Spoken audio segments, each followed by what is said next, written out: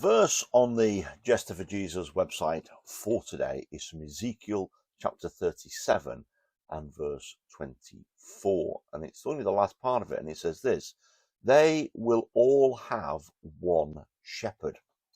Now, Ezekiel was speaking at the time of the exile. We had Daniel and Ezekiel speaking at the time of the exile in the Old Testament. And Ezekiel was seeing visions of what was going to be happening. And this is part of a promissory vision, if you like, that they will be restored back into the land where they've been exiled from, and they would have one shepherd. And it says, my servant David will be king over them, and they will have one shepherd. Now, of course, David had been long since dead in that time, but it's of someone of the house of David. Now, of course, if you look at both the genealogies that are in Luke's gospel and in Matthew's gospel, you'll see they're tracing the family tree down of Jesus, one through the mother's line and one through his earthly father's line, down the way through. They both go through King David.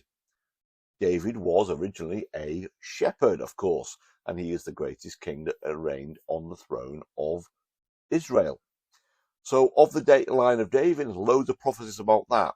And that's a reference to that. So this is something that the exiles could have looked forward to, but it's some time in the future where Jesus would reign and rule over everything.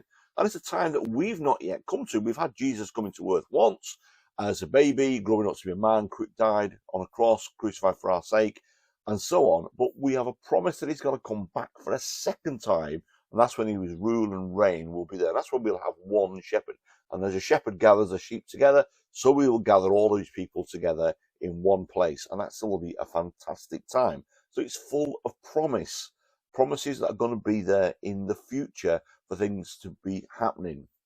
So I just think there's a lot of great excitement around a verse like this, that we're all going to be gathered together in one particular place. And it's absolutely fantastic. God keeps his promises. He kept his promises through the Old Testament, there's promises in the New Testament, and he's going to stick to those promises no matter what. So, end of the day, end of the week, Friday. Have a good day today.